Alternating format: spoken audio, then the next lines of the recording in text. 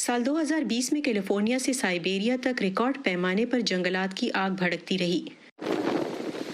बहरे ओकियानूस में मामूल से ज्यादा समुद्री तूफान आए।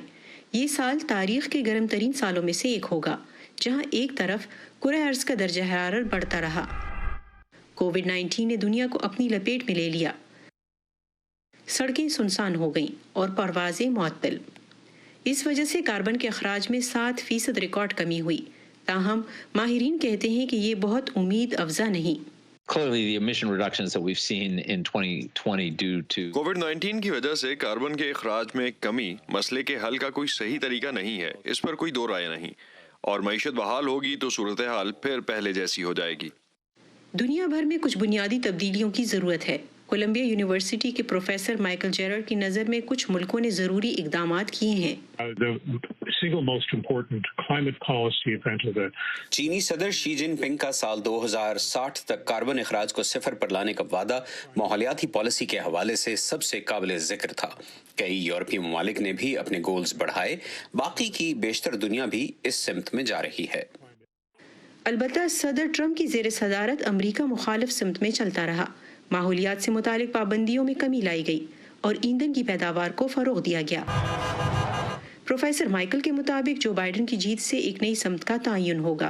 बिलाशुबह सदर ट्रंप के मुकाबले में जो बाइडन बिल्कुल मुखालिफ सिमत का इंतखाब करेंगे।